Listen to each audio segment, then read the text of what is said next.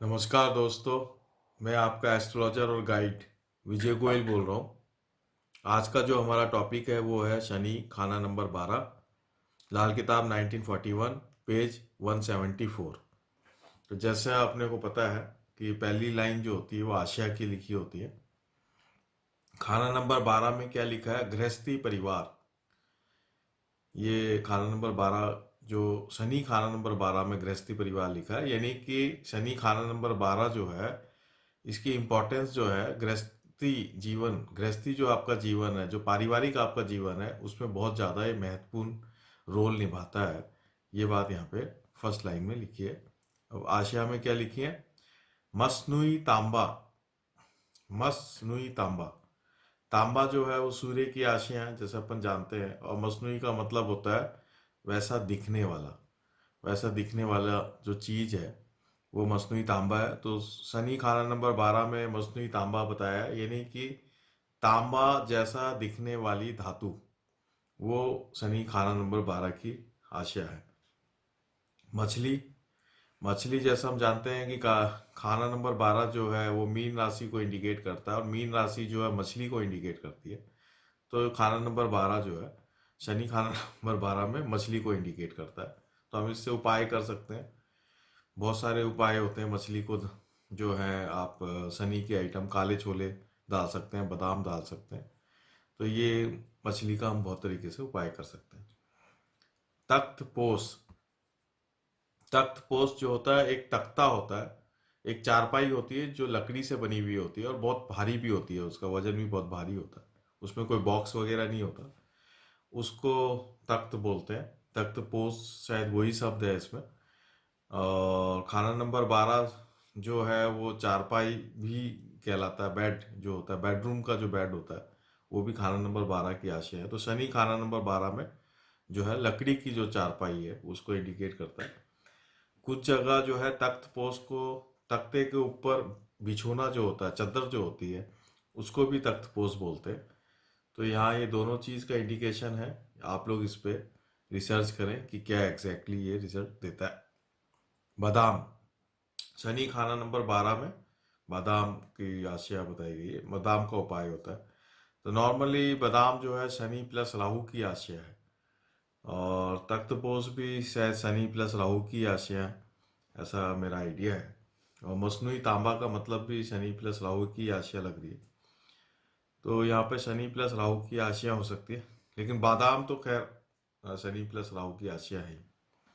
सिर पर टटरी। सिर पर टटरी का मतलब होता है गंजापन, जो यहाँ पे गंजा हो जाता है आदमी ऐसे ऊपर से। तो ये सिर पर टटरी जो है शनि खाना नंबर 12 की आशय है। जमीन में लाल फूल दबाना जब सूरज नंबर 6 हो, मुबारक होगा। अगर खाना नंबर 6 में सूर्य आ गया और खाना नंबर 12 में शनि है, तो फिर इसमें सीधा उपाय बता दिया है। क्या उपाय बताया? कि आप जमीन में जो है लाल फूल दबाएं। लाल फूल जो है मंगल बुध की आशिया है।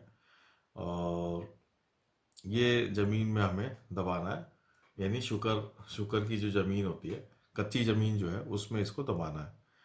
तो नॉर्मली जब सूरज 6 और शनि 12 होता है तो शुक्र तबाह हो जाता है, यानी कि पत्नी पे पत्नी मरे, औरत पे औरत मरे, ऐसा लिखा हुआ है लाल किताब में। तो उसका ये सीधा उपाय यहाँ पे दे दिया है कि लाल फूल दबाना जो है, ये इसका सबसे बेस्ट उपाय है। आगे पढ़ते। देखिए, जो खाना नंबर 12 है वो छत भी है। तो और जो खाना नंबर 6 है वो पताल है। तो इस बात का भी हमें ध्यान रखना चाहिए। शनि बैठा जब घर आ बारा, राहु केतु नहीं बोलते हैं, कागज उन्हें के हुए हैं फर्जी, मदद बूथ की ढूंढते हैं। यानी जब भी शनि खाना नंबर 12 में आ जाता है तो राहु केतु यहाँ नहीं बोलते हैं। यानी राहु केतु यहाँ एक प्रकार से ना अच्छा रिजल्ट देते हैं ना बुरा रिजल्ट देते हैं। इसका मतलब ये भी हो सकता है कि शनि को कई बार शनि की जांच की जाती है राहु केतु के थ्रू। एक टेबल है ग्रामर के अंदर, उस टेबल में राहु केतु शनि तीनों की पोजीशन से शनि की स्थिति का पता लगाया जा सकता है। लेकिन यहाँ पे मुझे लगता है कि पंडित जी ने एक्सेप्शन दिया है कि यहाँ राहु केतु बोलते ही नहीं है, यानी कि उस टेबल का भी कोई महत्व नहीं है। शनि की जो स्थिति है वो यहाँ पे बिना राहु केतु को देखे आपको प्रैक्टिकली लगानी है कि यहाँ पे शनि कैसा है। एक तो ये है। दूसरा ये है कि यहाँ राहु केतु एक तरह से चुपचाप स्थिति में भी आ जाते हैं। देखिए, खाना नंबर 12 में राहु नीच का होता है, केतु उच्च का होता है, बृहस्पति का वो घर है खाना नंबर 12, शुक्र भी यहाँ उच्च का होता है, बुध यहाँ नीच का होता है। तो यहाँ बहुत सारे प्लैनेट्स का जमावड़ा है यहाँ पे खाना नंबर 12 में। तो इसलिए सबका रिजल्ट जो है यहाँ पे बता रहे हैं पंडित जी कि जब शनि यहाँ पे आ जाएगा तो राहु केतु नहीं बोलते हैं, कागज उन्हों के हुए हैं फर्जी, मदद बुध की ढूंढते हैं।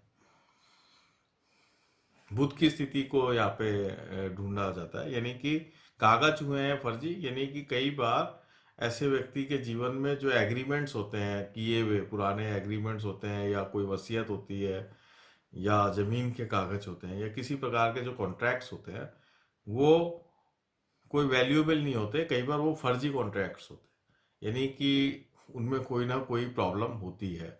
ये बात यहाँ पे बताइए, इसलिए वो कई बार जो है ऐसे व्यक्ति को कोर्ट का सामना करना पड़ता है, बार बार कोर्ट जाना पड़ता है। तो ये चीज़ देखना चाहिए, क्योंकि ऐसे व्यक्तियों को झूठी गवाहियाँ नहीं देनी चाहिए किसी भी तरीके से, और कोशिश करना चाहिए कि अपने कागजों को सही रखे। अगर वो कागजों को सही नहीं रखेगा तो बहुत मुश्किल में रहेगा। मदद बुध की ढूंढते हैं। बुध खुद अब कहीं हो बैठा, बैठता चुप चुपाती है, शेष नाग प्रबल है बैठा, खेलता तो वो परिवार में है। तो अब यहाँ बुध कहीं भी बैठा हो, बुध भी चुप चुपाती है, बैठता चुप चुपाती है। तो शनि खाना नंबर 12 में राहु केतु का, राहु केतु भी नहीं बोल रहे, और बुध भी चुपचाप है। यहाँ बुध का भी जो रिजल्ट है वो चुपचाप है, यानी कि ना तो अच्छा रिजल्ट दे रहा है बुध, ना खराब रिजल्ट दे रहा है। राइट।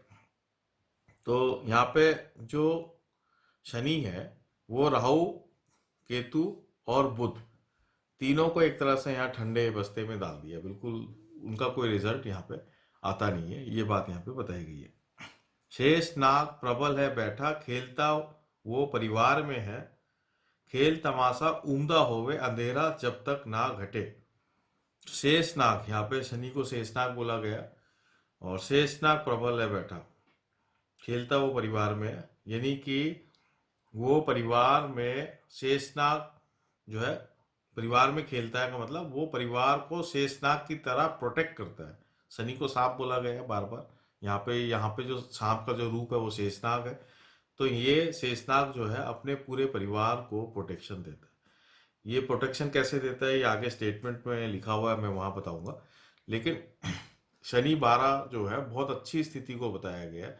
जिसका भी शनि 12 होता है उसका परिवार फलता फूलता है, अपने आप फलता फूलता और बढ़ता जाता है। ये बात यहाँ पे बताया। खेल तमाशा उम्दा होवे, अंधेरा जब तक ना घटे।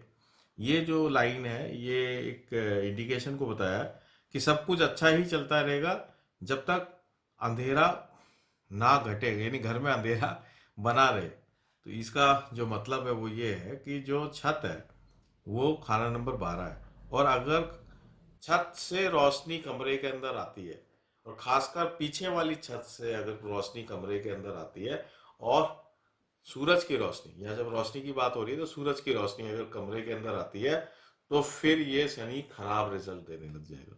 ये बात को बिल्कुल नोट करें, ये बहुत इंपॉर्टेंट बात है कि घर के पीछे छत से या छत के कहीं भी पोर्शन से जो है वो रोशनी सूरज की नहीं आनी चाहिए। तब तक ये शनि जो है शेषनाग प्रबल बैठा है, शेषनाग की तरह आपकी रक्षा करेगा। आगे भी इसको डिटेल में बताया है, तो मैं वहां भी बता दूंगा। सूरज बैठे ना आज छठे, ना पिछली दीवार फटे, है ना। इसके आगे एक लाइन और है, खेल तमाशा ऊंधा होए, अंधेरा जब तक ना घटे, सूरज बैठे ना आज छठवे, ना पिछली दीवार फटे। यानी कि एक तो कंडीशन ये होगी कि छत से जो है वो नहीं आए, और ना पिछली दीवार फटे, यानी पिछली दीवार से भी जो है घर के पीछे बैकयार्ड से भी रोशनी मकान के अंदर नहीं आए, और सूरज बैठे ना आ छठवे, यानी कि सूरज भी 6th हाउस में नहीं हो। तो ये दो तो कंडीशन होगी मकान से संबंधित, एक कंडीशन होगी ग्रह की, कि अगर सूरज भी सिक्स हाउस में नहीं होना चाहिए, उसमें भी शनि मंदा हो जाता है। उसका तो उपाय सीधा ऊपर सीधा सीधा बता ही दिया है, लाल फूल दबाने वाला। तो ये तीन यहाँ पे पॉइंट दे दिए हैं, सूरज का, छत से और बैकयार्ड का। मच्छ मुआविन दोनों रेखा, पदम छुपा भी पाया हो, झूठ शराबी गर्व होवे, असर शनि का जाया हो।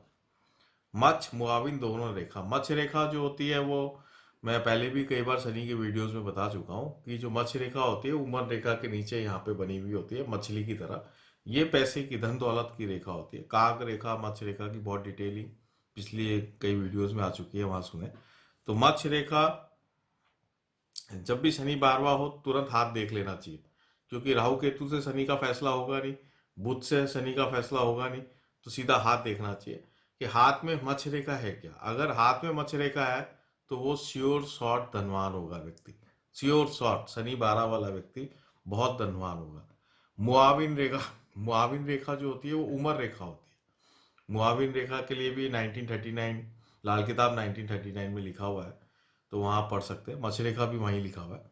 तो मुआविन जो रेखा होती है, जो ये उमर रेखा होती है, उमर रेखा के अंदर में एक पैरेलल रेखा चलती है, अंदर की तरफ शुक्र के पर्वत की तरफ एक पैरेलल रेखा चलती है, उसको मुआविन रेखा बोलते हैं। ये उमर के लिए होती है, मतलब ऐसा आपके जीवन में ऐसा कोई सपोर्ट सिस्टम होता है, ऐसे लोग आपके जो प्रिय व्यक्ति हैं घर में, परिवार के लोग ऐसे सपोर्ट करते हैं कि आपकी मुसीबत के समय आपको सहायता मिल जाती है, इसको मुआविन रेखा बोली जाती है।